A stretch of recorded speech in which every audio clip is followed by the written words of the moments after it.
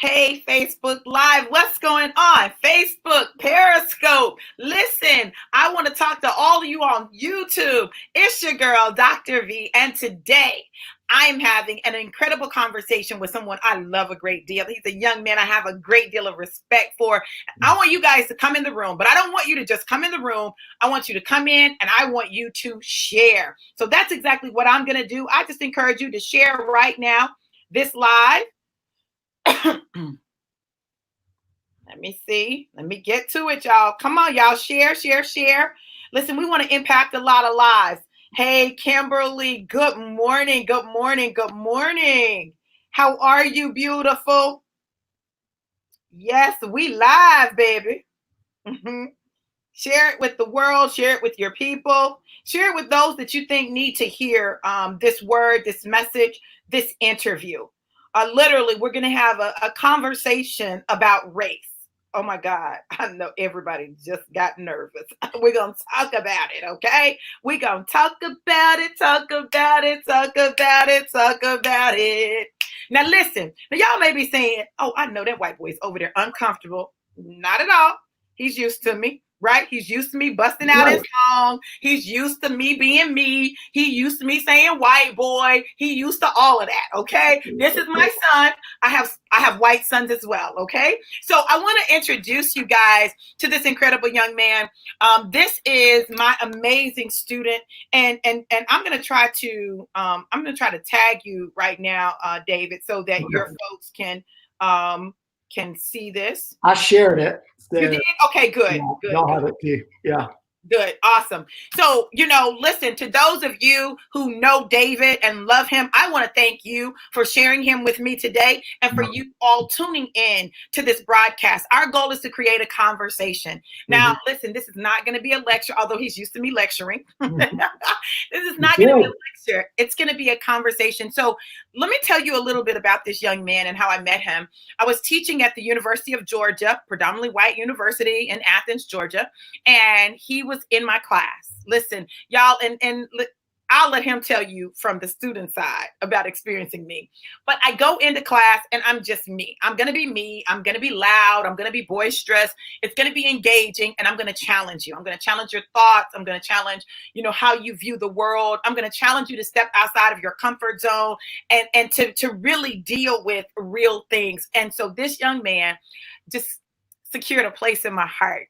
And I'm going to try not to do too much crying today. I should have put some tissue near me.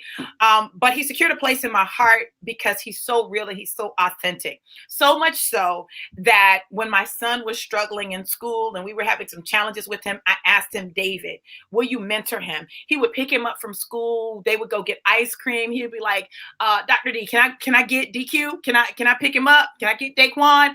And I'd be like, sure. And they would go and they would hang out and they would spend time together.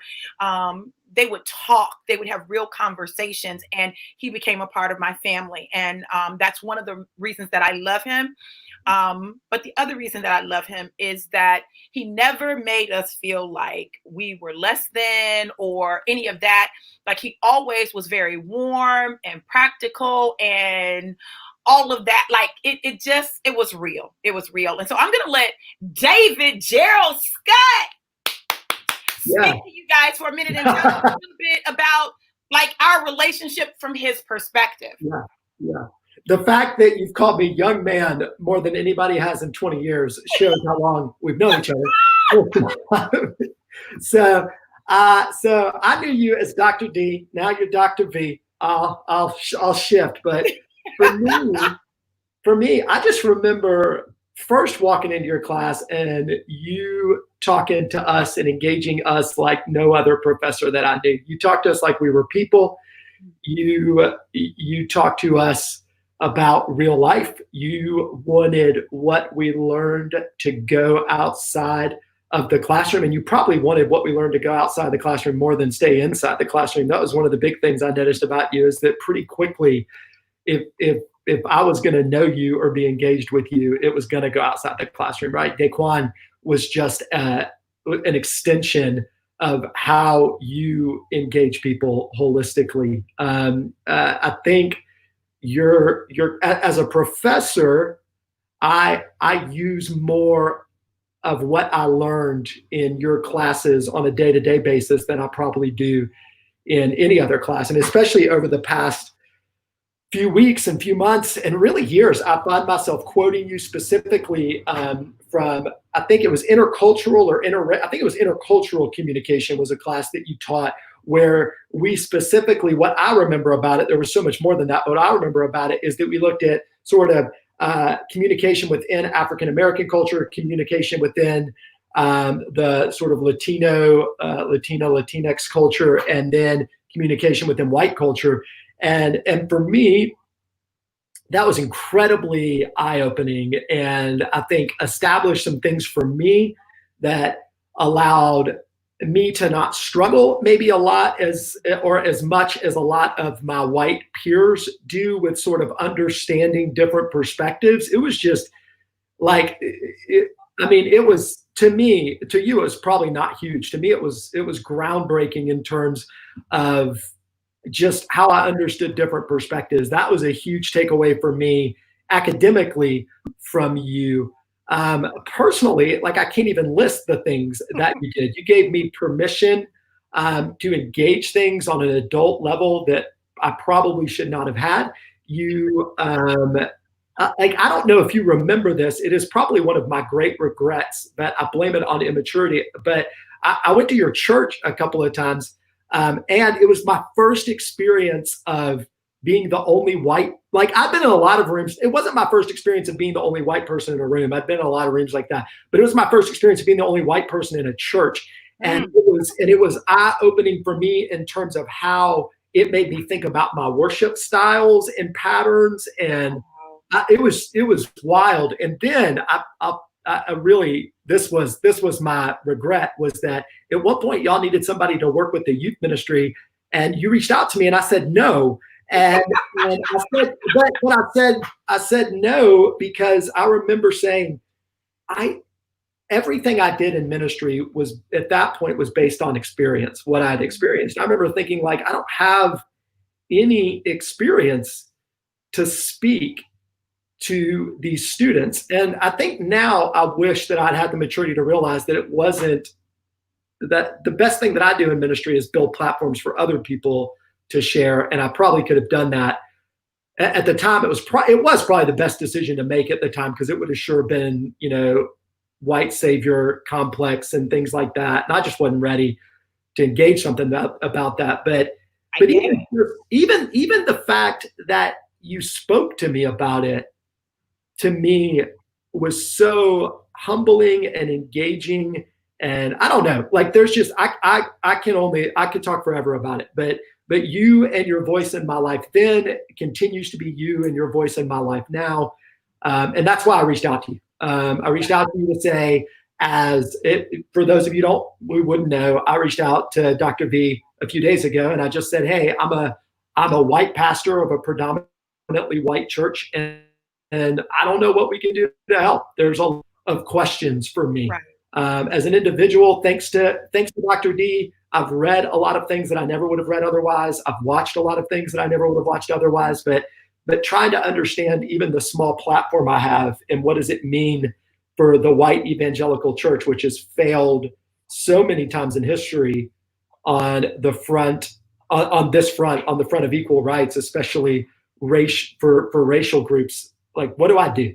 And you were the easy person to reach out to, because I knew that you weren't interested in gotcha. I knew you were interested in me getting it. Yes. And that's what I want you all to know. Anyone who watches this video, I want you to know this is not a setup. This is not, let's attack the white guy. This is not any of that. This is a genuine conversation with someone I care a lot about, right?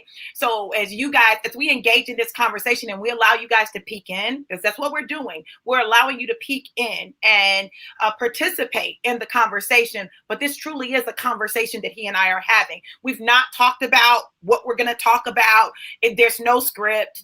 There's none of that. So, I appreciate the fact, David, that you trust me enough to know that I wouldn't set you up, right? Like, to know that, like, this is very genuine. And I wanted us to have the conversation here, because I don't think you're the only person with the question, right? 100%, yeah.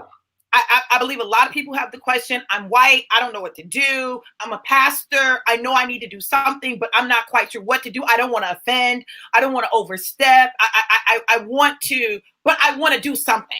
Like I want to do something. And I will tell you, there are Black people who are saying, listen, I'm tired of telling white people what they need to do. I'm tired of being the go-to. I'm tired of you asking me, what's the solution and all of that. You just need to figure it out. That's never been my approach, though. My approach has always been one that it engages in deliberate and strategic interaction and communication and really just having dialogue.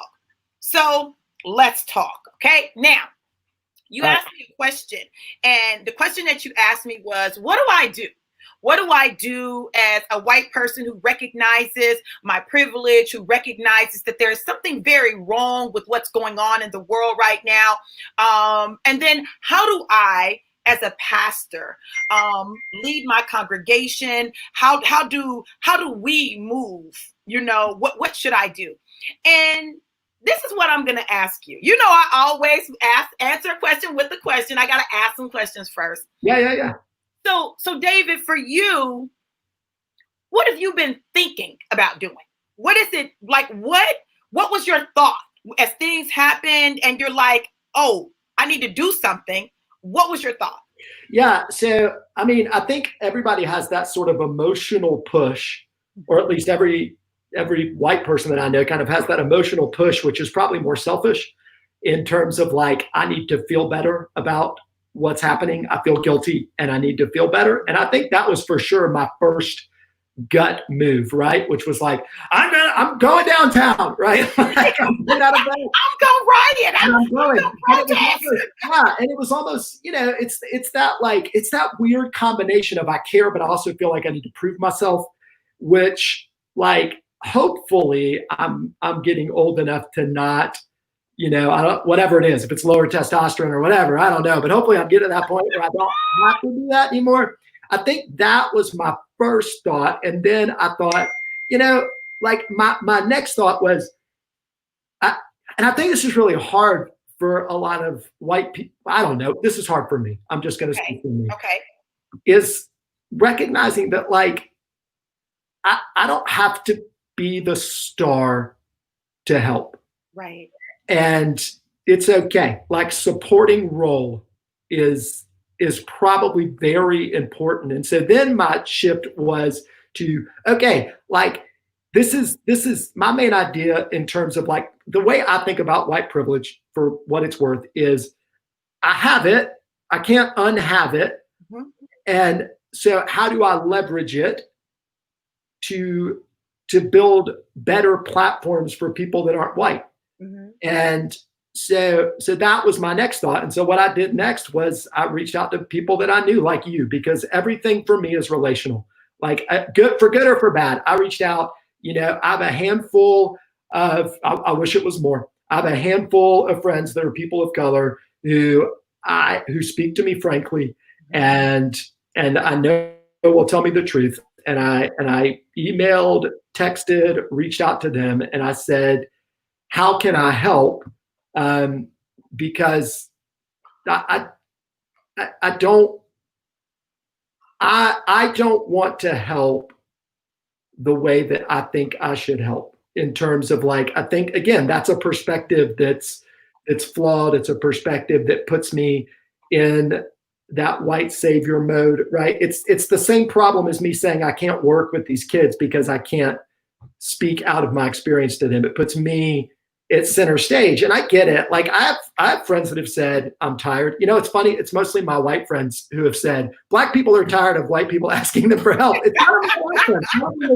None of my Black friends have said that to me, but I've heard it. And I don't want to be that, but I'm not, it's going to take me, if I quit my job and quit paying any attention to my family, that's how long it's going to take me to read the number of books that people are asking me to read, to watch the number of documentaries that people are going to ask me to watch. And I'm willing to do all of those things, but I also want to help while I'm willing. Listen, let me keep it real. I've always been very real. Even when in class, when they would say, you need to read all of this and all of this, what would I tell you guys? Listen, I know y'all aren't going to read all of that. I need you to skim, get the high points right, and let's move. Like nobody has time for that, right? And so I appreciate your approach. And one of the things that I'm real clear about is white people, we need you to talk to other white people. Yeah. Like, we need you to talk to each other. We need you to, it doesn't need to be us always defending, why people are feeling the way they're feeling, or why people are. And I'll be honest with you, so I really was trying not to get in this. Like, I didn't want to get in it. Like, I'm like, listen, I don't want to get in it. Like, I'm just trying to live my life. I mean, this is huge. It's going to be a lot, and it's going to be draining.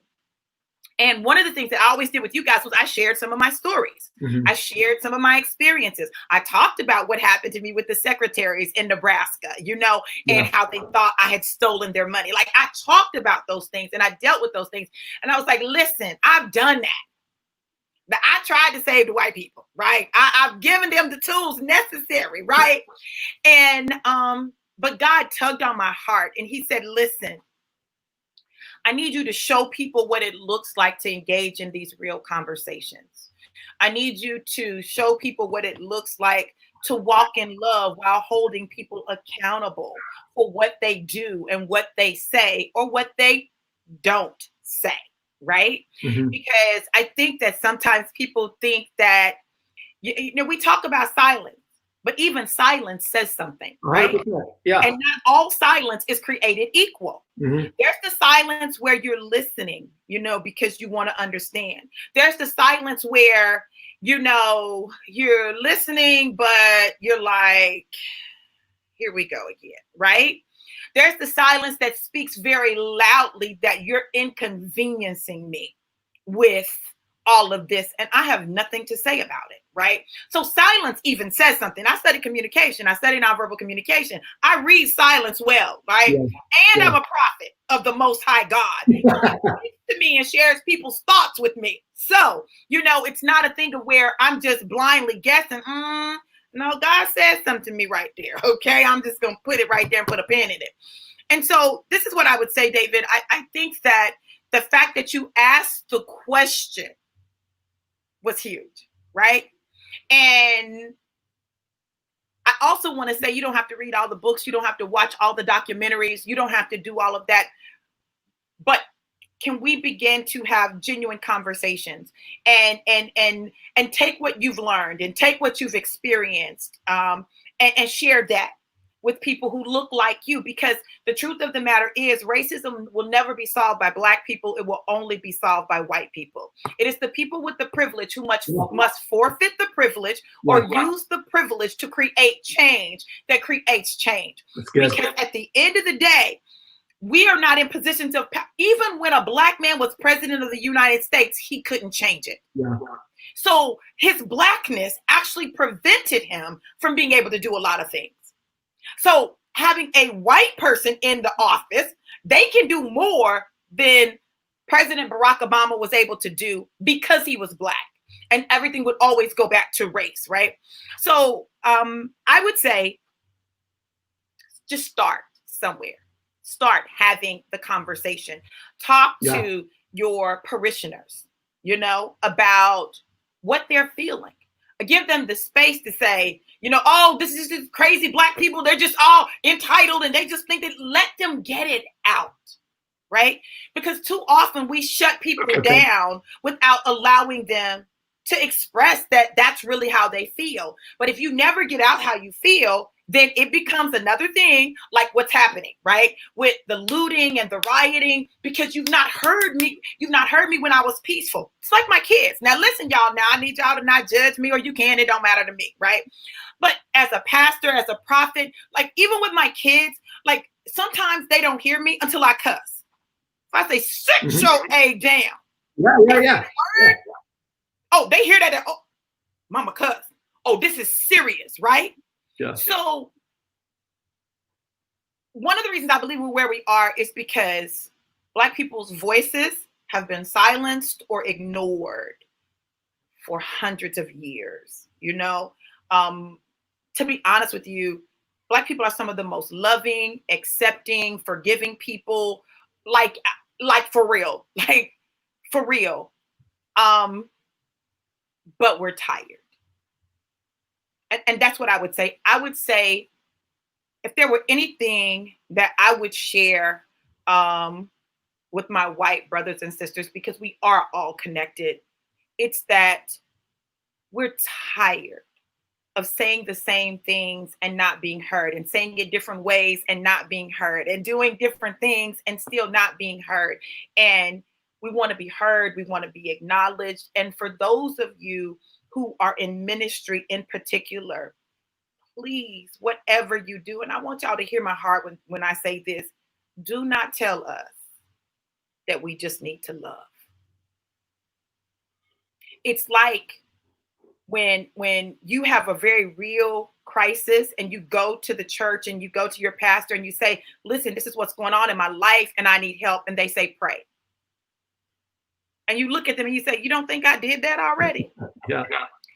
People want practical, like you want to be heard. Everybody wants to be heard. Like, listen, I'm not saying only Black people want to be heard.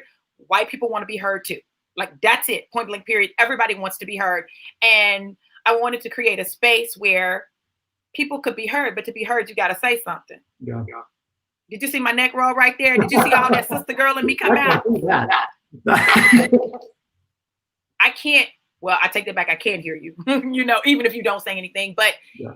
like dialogue Yeah. and relationship is required. Okay. So if you were to, let's say, right, because let's put it in biblical scriptural terms, right? Let's say, you know, you're talking about riots, right? Mm-hmm. And you begin to tell the story of Jesus going into the temple. I'm gonna mess y'all up with the temple story. I'm gonna mess y'all up with this one. Tell about Jesus going into the temple and him seeing the money changers in there, and him being, you know, having righteous anger. He was angry, y'all. Like, he wasn't like, oh, the money changers are here, you know, could you please pack up your stuff and exit the temple? No, Jesus went in gangster like, what is this? He was flipping tables. He had a whip. He was cracking the whip. He said, get out. You've turned my father's house into a den of thieves, right? In that same text, he says, be angry, but sin not, right? Mm-hmm. So was it a sin for him to flip the tables and crack the whips? No, but he understood that staying angry was the sin. Yeah. You know, like, so even finding those places in the Bible where there is oppression and telling the story of the people of the children of Israel, right? That's a classic example of the children of God being in oppression. Yeah. And how there were times when some folks had to die. There had to be war, like, in order for them to be liberated, and God sanctioned it. He said, go to battle and I'll give you the victory, right? And I want y'all to hear me, I'm not condoning looting and rioting, yes, but I understand it. Yeah. I'm not condoning it, but I understand it. And I think when you understand, then your approach to it becomes a little different. So my question, David, is, as you think about the Bible and you think about the journey of the children of Israel, what's a story that, like, it really made you mad that the children of Israel went through that? Like you were like, what? Yeah. Yeah. One of the things that I think about right now is how Pharaoh kept saying, I'm going to set you free, and kept pushing back, right? Like, his words and his actions didn't match. And I can for sure see parallels for that for people of color in our country, right? Is that the idea of, like, you promised and you promised and you promised. And then finally God said, all right, like, I gave you this as a warning. I gave you this as a warning. I gave you this as a warning. And now the most horrific thing's going to happen is that I'm going to allow the angel of death to kill the firstborn, because nothing is going to move your heart. I had a friend who is a person of color tell me the other day, and, like, I mean, it turned me upside down. He said, sometimes this is the best way. It was a buddy of mine who's in Los Angeles. And I was just like, are you okay? And he said, sometimes this is the best way. And my first response was, how can this be the best way? Like, I can't even fathom a world where this is the best way.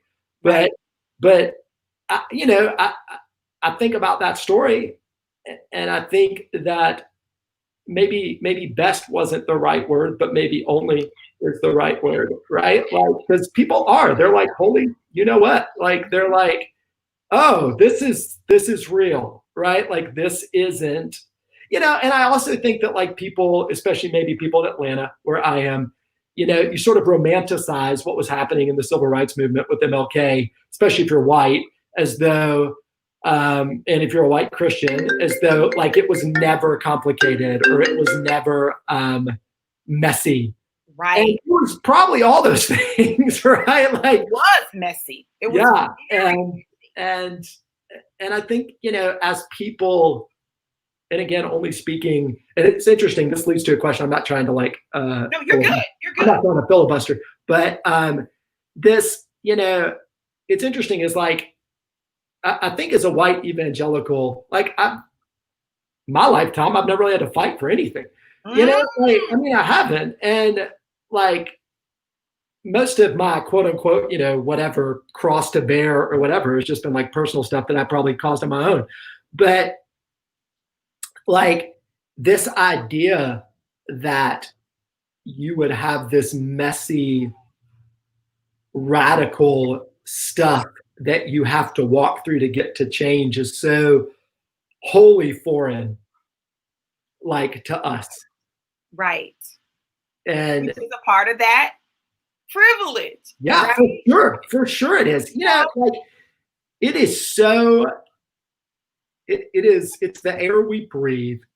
And it is so hard to have that. It's like one of the things that I noticed personally with the whole Believe Women movement and all of that stuff that was happening was like, I noticed that like the majority of men I knew were not sexually assaulting or raping or abusing women, but the majority of women I knew had experienced some form of sexual assault, abuse, or rape.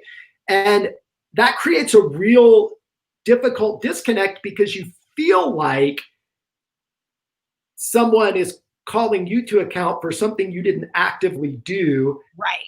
And so it's tough. And I see some of this here, right? Like even though most of the white friends I have, I would say they've never engaged in any sort of active racial discrimination or embracing their white privilege or whatever, right? Like they've never actively done that. Right. The majority of friends I have that are people of color, almost every one of them has told me I have been wrongfully arrested. I have, I have been physically abused. I mean, it's unbelievable, the percentages. And so I think what happens is like, to me, what I see for people like me is that like,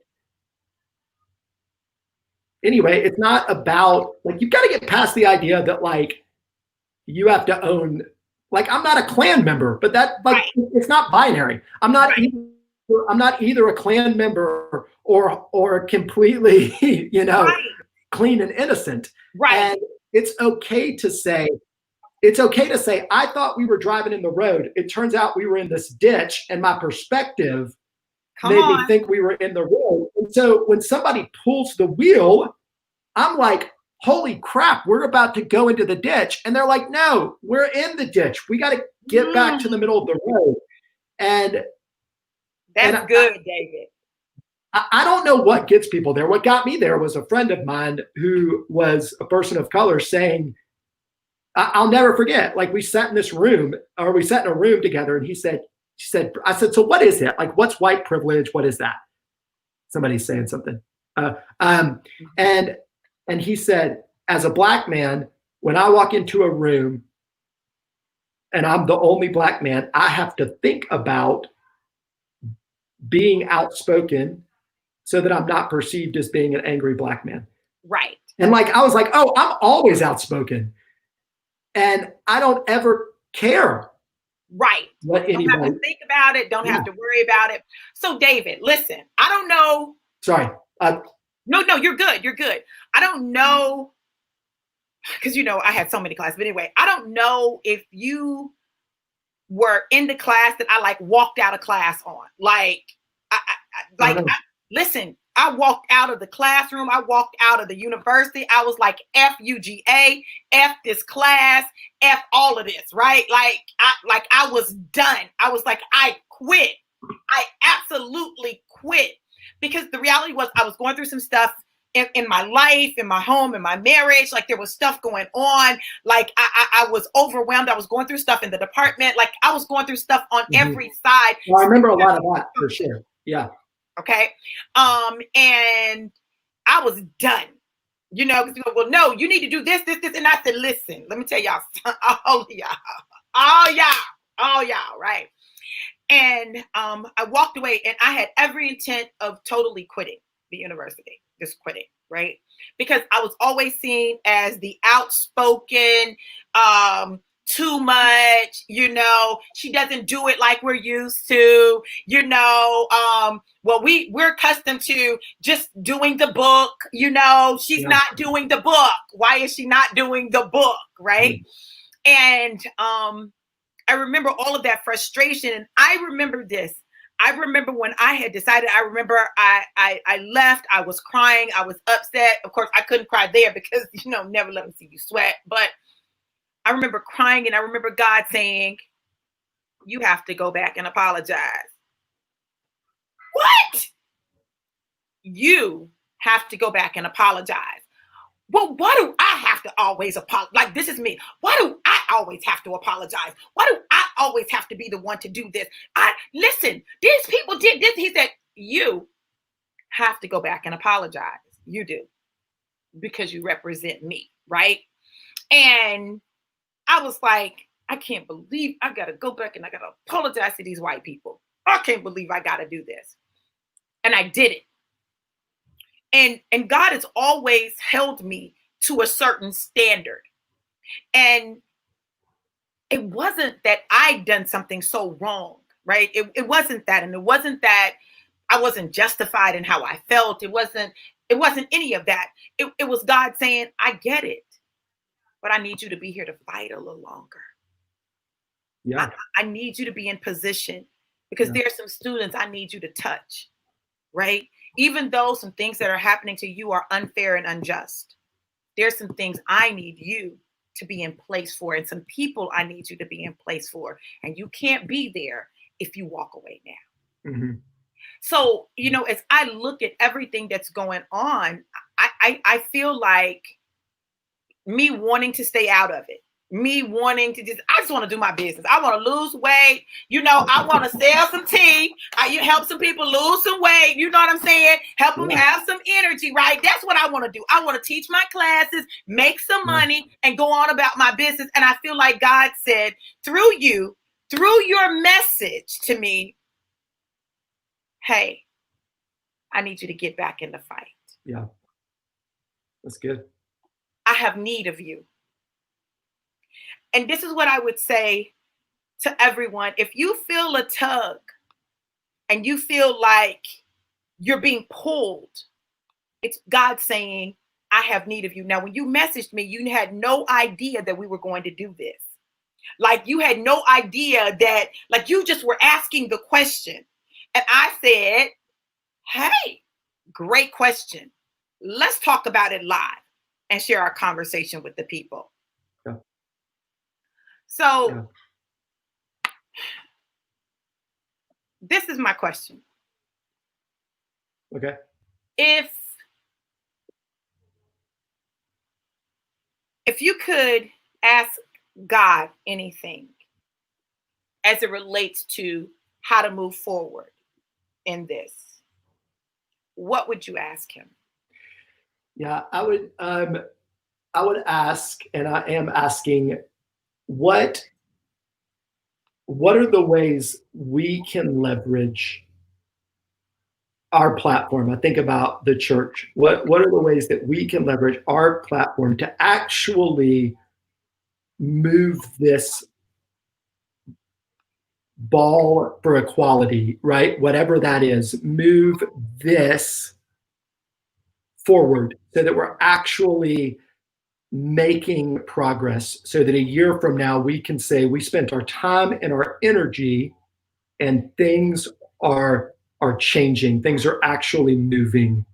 How do we get on board with what will actually move things forward? Yeah. So listen, I'm glad you asked that question. And I've been asking God, what do I say to people who ask me these questions? And let me tell you what dropped in my spirit. Partner with a church that doesn't look like yours. It's good. Partner with the pastor, and you and that pastor come together and you guys decide that, you're going to partner and you're going to strategically do things together, do outreach together, Yeah. Maybe have a fellowship or worship service together, like strategically, periodically, not just one time, but like that you're going to really build a relationship together, because the truth of the matter is that it is relationship that changes hearts. Yeah. It's relationships. That's how change occurs. The reason that I can have these conversations with you is because we're in relationship. Yeah. Now, some random white person just asked me, well, Dr. V, what do we need to do? First of all, I don't know you. And why are you asking me? You know what I'm saying? Like, I don't know you. So when we can build true relationships, I've always believed this, I've always taught this, that the way you change things in our world is by building relationships. Because guess what happens? When you're in relationship with people, you look at it differently. Yeah. So if that had been Daquan, David, if that had been Daquan that happened to, I'd have burned down a building. How would you have felt? What would you have done? I would have burned down a building. I mean, I would have, yeah. If that had been Daquan, you would have seen righteous anger in me, 100%. Yeah. And so that's what we have to do. Like, everybody is somebody's somebody, right? Yeah, Their son, their daughter, like whatever. Yeah. And I believe that when we begin to look at it like that, like you've heard me talk about, Daquan and his wife, and now the baby is coming. Like, I for real, like, was going through. Yeah. And it's not that I'm racist or prejudiced or anything like that. I know the struggle, right? So I never wanted them to go through the struggle, but he loves who he loves and she loves who she loves. And so they made a decision and they stood before God and they said, God, thank you for bringing this person in my life. And I believe that they're very good for each other. They really balance each other. And so they're building life together. And now they've got this baby that's on the way who, you heard me say it this morning, I was concerned about, like, is he going to be confused? Is he going to just think I'm white and I can do everything my cousins do and like be living la la land? And reading her post, like, I was like, okay, I can breathe. Yeah. It becomes personal, and not that it's not, because I have like almost all my nieces and nephews are mixed, like almost all of them, almost all, and I got a lot of them. Okay. About 12 or 13 by one brother. Okay. But he took literally be fruitful and multiply. He did it. But when it's my son and my grandson, like, I think you have to look at things a little differently. Again, it's relational. So the fact that you reached out to people that you have relationship with, you had relationships so that you could reach out with them. There are a lot of white people who don't have anybody Black that they know personally. They may work with them or see them, but they don't have a significant relationship. And I'm not launching the Find a Black Friend campaign. That's not what I'm doing. Go get you a Black friend, right? I'm not launching a Find a Black Friend campaign, but I just said this to some of the people that I work with, some of my coaching clients. I said, listen, you need some white people in your life. You just need some, right? You need some good white people in your life, right? I believe that we need good people of different races in our life, because what it does is it reminds us that there are good people in those races, right? So regardless of what the media portrays, you know firsthand from personal experience, well, wait, well, no, that's not everybody, because David is not like that. Yeah. That's not everybody, because this person is not like that. So it gives you a context in which to examine, what's going on. Yeah. So question, Go. did my idea spark some things for you with the church? Yeah, it's really good. I think, so I have a friend, a guy named Don, who is an African American who works at a church, Turner Chapel AME here in town, and we've known each other for a few years. We've partnered on a couple of things. He's great. He's super. I describe him as somebody who's willing to be really frank, but also loves me and loves the Lord. And we've been talking about that, and that's actually super encouraging, because I do think that there's this thing where you're like, I don't want to make, and that's the weird tension, is like, I don't want to use Dr. V or Don as my token, sort of like proclamation. Look, I've got Black friends, right? The classic sort of like, but at the same time, like, that is the thing where it's like, that was confirming to me in that piece of like, you have a platform and the best thing you can do is give it away. The best thing that you can do is figure out how to leverage your privilege so that the story that needs to be center right now, right? Mm-hmm. That it gets to be center, right? I don't need to preach every week. It's not that important, and I'm not that good. Like, Don, stop it. What I'm saying is like, that ain't gonna solve the problem. It's probably more important that I keep going through Acts, that I take a break and let Don just speak and share and help my people process from a different perspective. And so anyway, it was super encouraging. I definitely think that it's funny. I think I'm going to speak for well-intentioned white people, because I'm probably one, I hope. Come on. And there's that fear of like, I don't want you to be my trophy person of color friend. Mm-hmm. And hearing from people, like, one of the best things I think that I've heard from my friends that are people of color is speak up. Because I think that the silence that maybe you hear from well-intentioned white people is, I don't want to say the wrong thing. And if you'll give me permission to say something, even if it's stumbly and bumbly, yes, then I want in. I want in. Yes. People tell me how to shut up. That would even be helpful, right? Like, I want in. And I think that what you just said gives a lot of people permission, which is huge. And that's the thing. Like, I don't care if you don't say it right. Like, I just want you to say something. Yeah. We just had this conversation in a master class, and I was thankful that we had the opportunity to have the conversation. But one of the things I said was, listen, I just poured my whole heart out. Like, I made myself vulnerable before you, and you looked at me. You looked at me. You just looked at me. Yeah. And I get people process things different. And I get that, you may not know exactly what to say. And this is what I said. If you don't say anything else, just say, I hear you.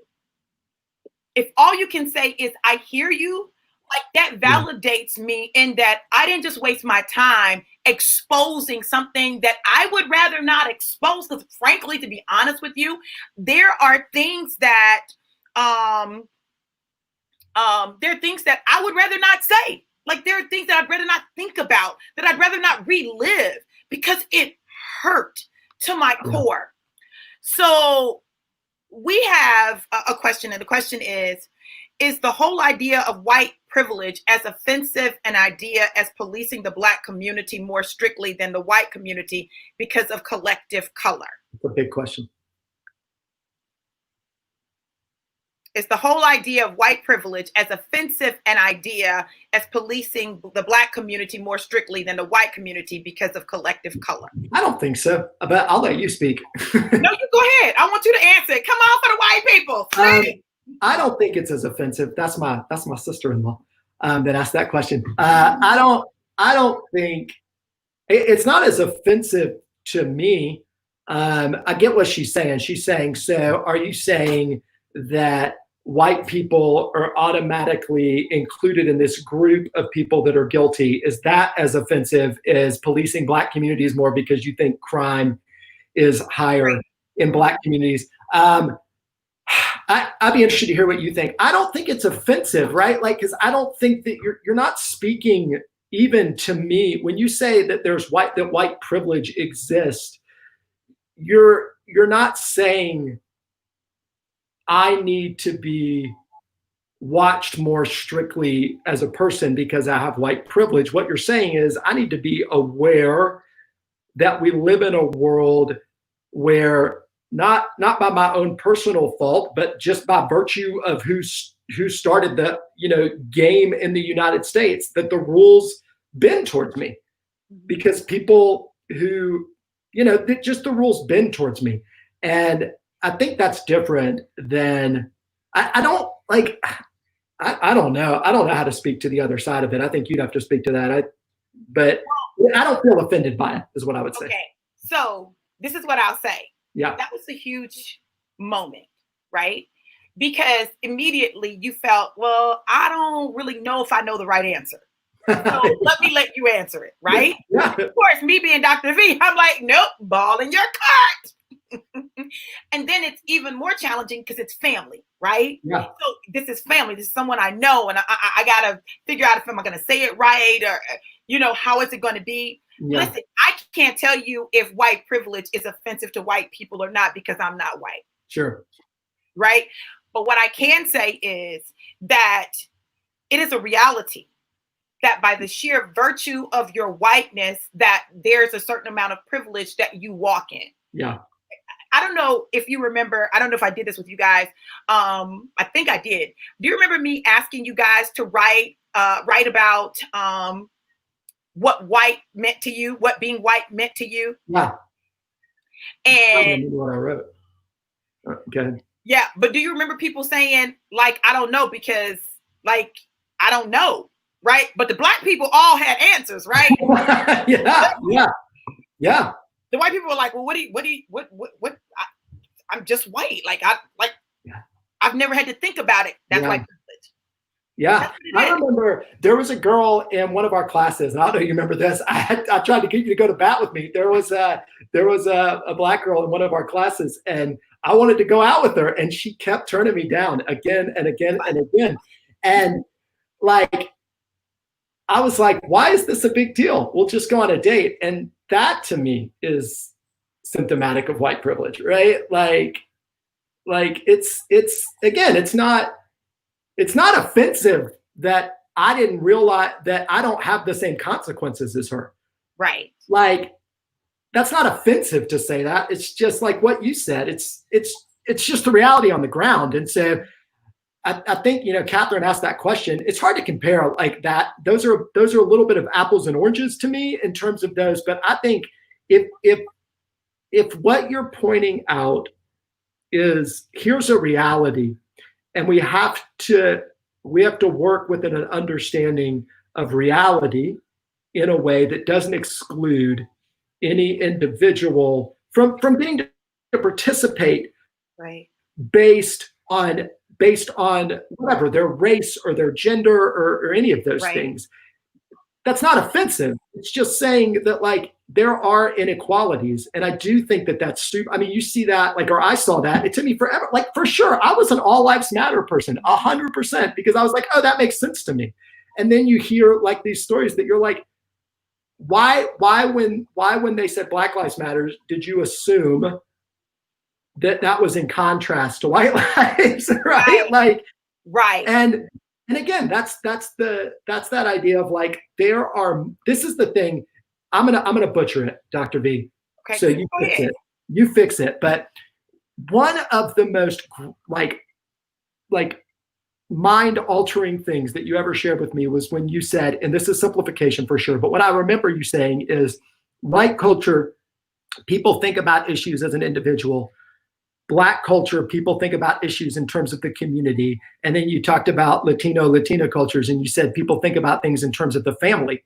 And the illustration that I remember is, so a white person sees a white person get arrested on TV, and we think, oh, that guy did something stupid.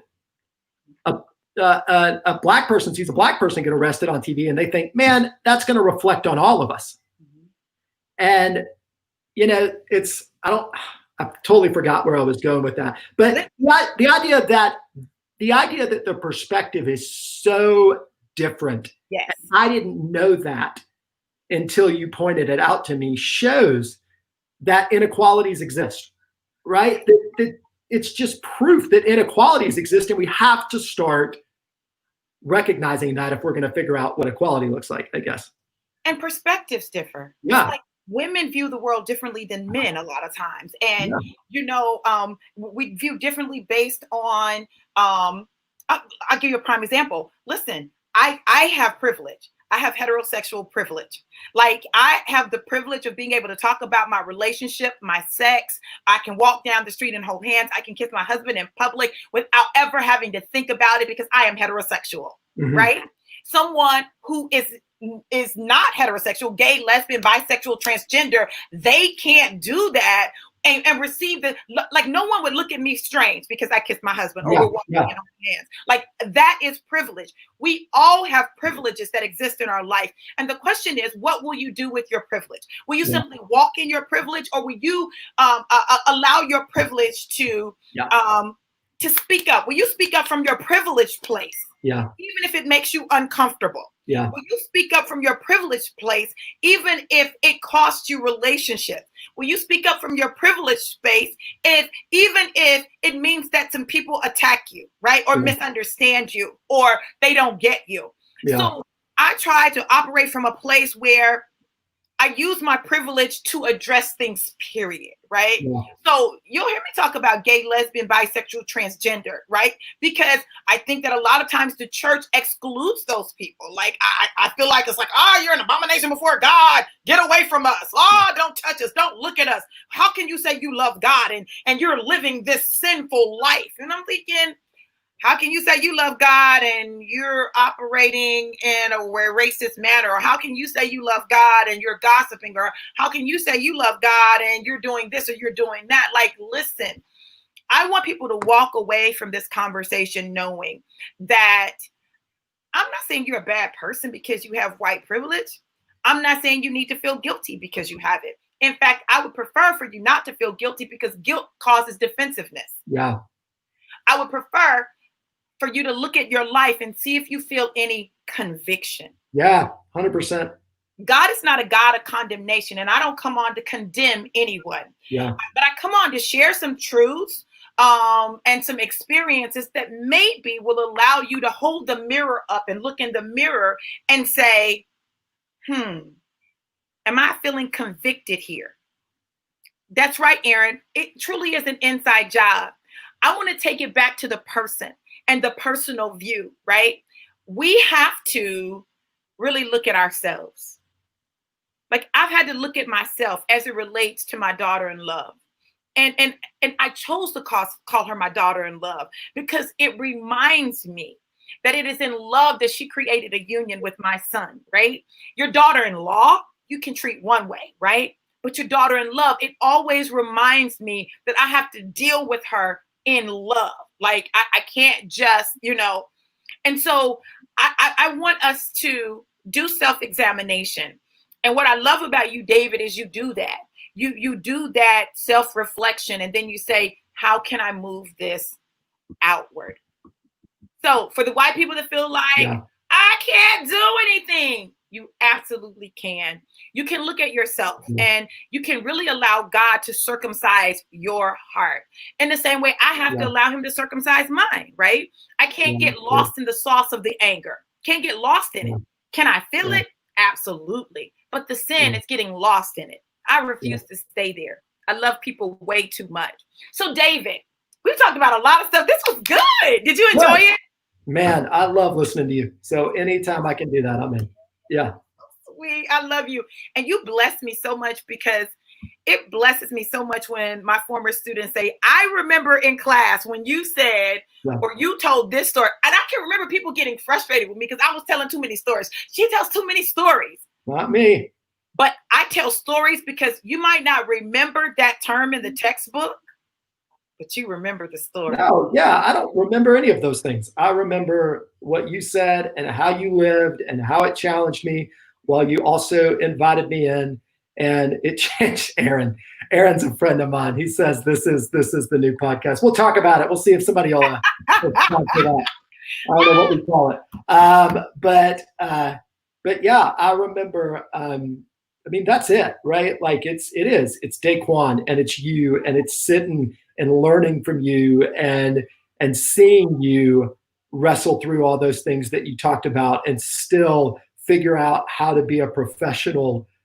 Like, God, there's this article. I don't know if you've seen it. It's like professionalism is hard right now for people of color. It's an incredibly again, and anyway, blah blah blah. I Your example is incredible to me. I'm honored and humbled that you would even sit and talk with me for this long about this.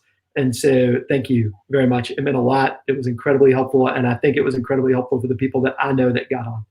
So, Well, I want to say this. See, what a lot of people didn't know is when I went through the stuff that I went through at the University of Georgia, my students were my backbone. They were my support. Um, when things would happen, they would catch me in moments of vulnerability and they would say, Dr. D, listen, we're with you. You know, you're amazing. You're incredible. And I don't care what these people say. Don't stop being you. When I was told that I was too close to my students, they said, no, we need you. yeah, Like you guys, you were my family. Like you were my family. And I believe with everything in me, that's the greatest thing that I could give to my students is a sense of family, right? That brought you into my world and you got to see some behind the scenes stuff that white people normally don't see, you know? yeah, And yeah. while I Rick cut my hair. Rick cut my hair for a year. he did. Like, Poor guy. yeah, listen, no, and you know, he still cuts everybody's hair. Like, you know, he's like, yeah, I cut white people's hair. I cut Latino people's hair. Yeah, I cut everybody's hair, right? But you came into our home like not when everything was perfect, but Yeah, you were allowed in our home, yeah, even like if everything was not perfect, which it yeah, normally wasn't. You know, you were welcome into our home, into our intimate space, and um, we didn't do it lightly, but it was seeds I was sowing for today. yeah. And while I didn't know then that today would come, I knew that you were destined to do great things. And I'll never forget when you came to me and you asked me for a letter of recommendation. And I think it was for law school, right? I don't know what it was for, but I know what you're talking about. I can't remember what it was for. Yeah, But you asked me for a letter of recommendation, and I yeah, read the letter of recommendation, and you were not an A student. Like, I ain't trying to put your business out there, but you were not. But I always knew that you were destined for greatness. And I remember telling them about it was graduate school or law school or something. It was yeah, something. yeah, But I remembered saying in the letter that you mentored my son. And the thing that I could say about you is that I hope that my son would grow up to be half the man that you were. And I remember you coming back to me and saying, Dr. D, listen, your letter was everything. The people were like, well, who is this? Because this letter right here, like this letter, like really spoke volumes to yeah, us. yeah. And that is the, for me, like you are my son. You Mm, are my son. And I'm super proud of you. I'm proud of the man that you've become, proud of the man of God that you've become, the husband, the father that you've become, and the leader that you've become. mm, Because I need you to pick up the torch. mm, And the way I was in your life, yeah. I need you to be that in the lives of those people that you come into contact with. Well, David, tell them how they can follow you. Tell them how they can attend your church. Let them know. Yeah, y'all can. Obviously, you can follow me on Facebook. I'm just David Gerald Scott on there. You can be on Instagram. I'm Highlands David Scott. Same thing on Twitter if y'all want to follow me. That's most of what I do. We're on YouTube, Highlands Marietta. We podcast our stuff out, interviews and sermons and things like that we do. And just reach out to me if you're interested in coming. Sometimes nobody's coming right now. Everything's on the web. Right. But we are starting home groups and things like that. So if you're in Marietta and you're looking, we really want people to engage around this conversation. If you happen to be in or around Marietta, I am participating with other churches at Zion First Baptist, which is a historic African American church downtown here in Marietta on Saturday at 10 a.m. They're doing a prayer, and I'm just going. So I'm not affiliated or anything. I'm just going. I've invited our people to go. But I'd really encourage people to go to that. It's 10 a.m. Saturday, Zion Baptist Church in downtown Marietta. That's kind of our next thing. And yeah, so those are ways you could connect with us. Listen, David, as always, this has been a great time. I can't believe that we've been on for over an hour, but yeah, man, it felt like 5 minutes. You're the best, Dr. B. Oh, no, that's you. That's you. I appreciate you. I'm thankful that you're in my life, and I'm super excited. For those of you who this is the first time that you've been exposed to me, I am Dr. Veronica Walters, also known as Dr. V, and it is always my desire and my heart to love on God's people while educating them and empowering them to live their best life now, right now, in the now, not later, but now. God wants so much more for us, and I want to encourage you to truly engage in self-examination and be honest with you, right? Be honest with God and let him transform your heart, because he is the greatest heart surgeon I've ever met and encountered.